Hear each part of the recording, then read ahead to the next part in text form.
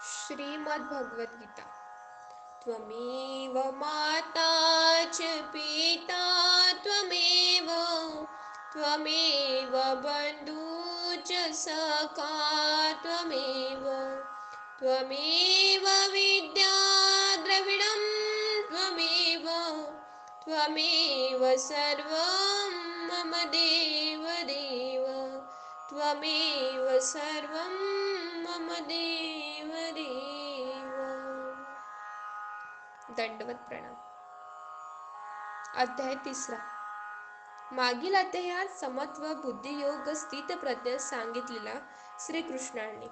म्हणून अर्जुन म्हणाला, हे श्रीकृष्णा, जर तुम्हाला असे वाटत असेल की सकाम कर्मयोगापेक्षा बुद्धियोग श्रेष्ठ आहे, तर मग केशवा, मला घोर युद्ध कर्मात गुंतविण्याचा आग्रह का करता? तुमच्या संमिश्र उपदेशामुळे मला चक्रात पाडले आहे, म्हणून माझे आत्मकल्याण कशामुळे होईल ते मला कृपा करून निश्चितपणे सांगा।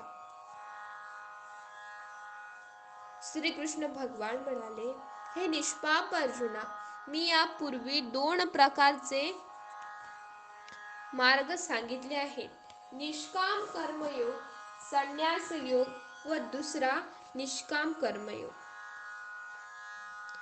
कर्माची केवळ सुरुवात न केल्याने पुरुषाला कर्म बंधनातून मुक्ती मिळत नाही, त्याचप्रमाणे कर्माचा त्याग केल्याने पुरुषाला सिद्धीही मिळत नाही, ती ज्ञानोक्त संन्यास धारण केल्याने प्राप्त होते।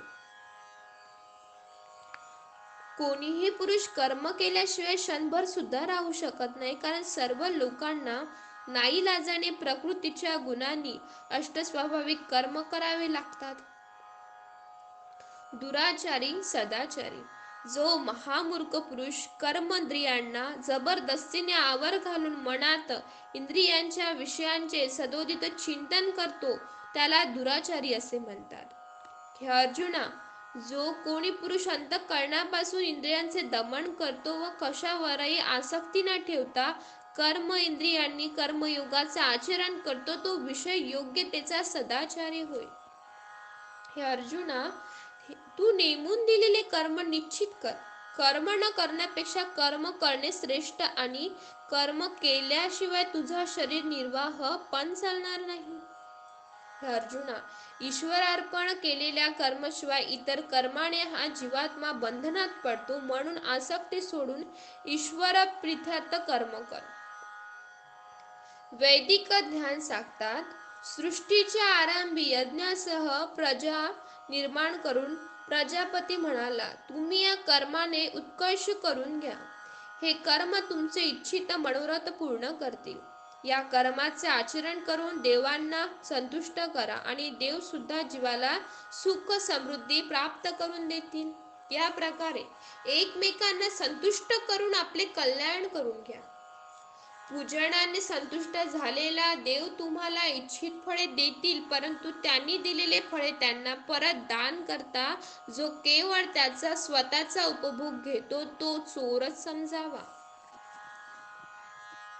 यातून उरलेले पदार्थ सेवन करणारे सत्पुरुष त्या यज्ञानिमित्त केलेल्या सर्व पातकातून मुक्त होतात। जे पापी पुरुष स्वतःसाठीच अन्न शिजवतात, त्यांना अन्न तयार करताना झालेल्या हिंसेचे पातक लागते।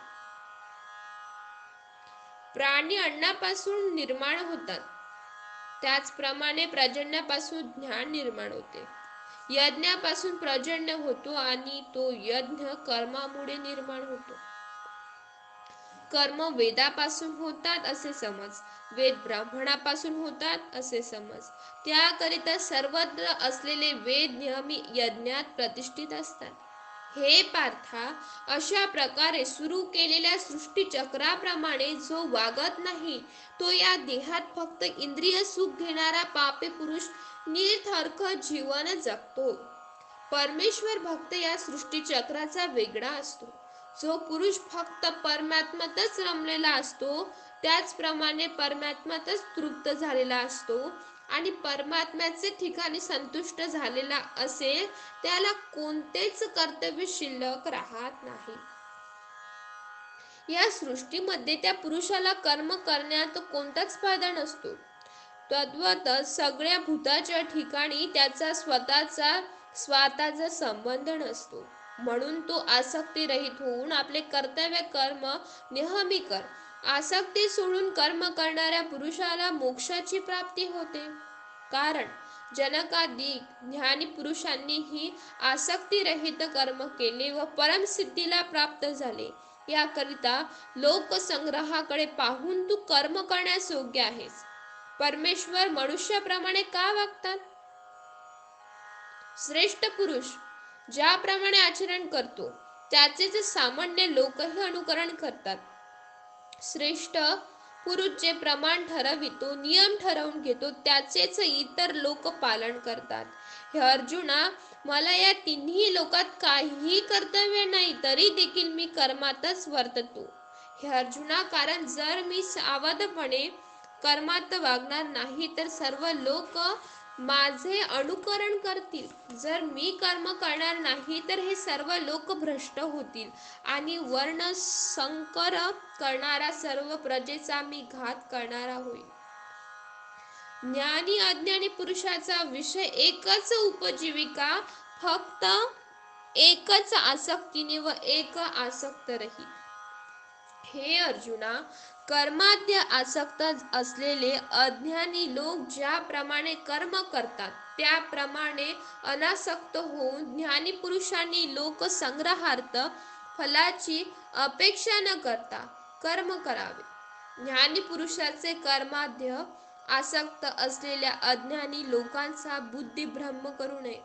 इतकेच नव्हे तर आपण स्वतः सर्व कर्माचे योगयुक्त निष्काम बुद्धीने आचरण करून त्या लोकांकडून करावे. सर्व कर्म प्रकृतीच्या गुणांनी केली जातात, परंतु अहंकाराने मोहित होऊन जीवात्मा स्वतःलाच मीच करता आहे असे मानतो. हे अर्जुना, गुण विभाग आणि कर्म विभागाला यथार्थपणे जो जाणतो तो ज्ञानी पुरुष सर्व गुणांचा आपसात खेळ चाललेला आहे असे मानून त्यामध्ये अनासक्त असतो. प्रकृतीच्या गुणांनी मोहित झालेले पुरुष गुण आणि कर्म यात आसक्त असतात. अशा त्या यथार्थ ज्ञान नसलेल्या मंद बुद्धीच्या पुरुषास पूर्ण ज्ञान असणाऱ्या पुरुषाने विचलित करू नये. तू अध्यात्मनिष्ठ मनाने सर्व कर्म माझ्या ठाई समर्पण करून आशारहित ममत्वरहित होऊन शोक समाप्त रहित होऊन युद्ध कर. ज्ञानी ईश्वर आज्ञा म्हणून कर्म करतो, अज्ञानी वासनावसे कर्म करतो त्याचे साध्य. जे कोणीही पुरुष दोष बुद्धिरहित श्रद्धायुक्त होऊन माझ्या आज्ञेचे पालन करतात ते पुरुष सर्व कर्म बंधनातून मुक्त होतात. आणि जे द्वेषी अविवेकी लोक माझ्या मताप्रमाणे आचरण करीत नाही त्या सर्व ज्ञानास मुकलेल्या लोकांना तू भ्रष्ट झालेले समज. सर्व प्राणी आपल्या प्रकृती वंश होऊन कर्म करतात, त्याचप्रमाणे ज्ञानी पुरुष देखील आपल्या प्रकृतीनुसार कर्म करतो. ते तू हट्ट का करतोस? प्रत्येक इंद्रियाचे भोग्य विषयात राग आणि द्वेष मुळातच आहे.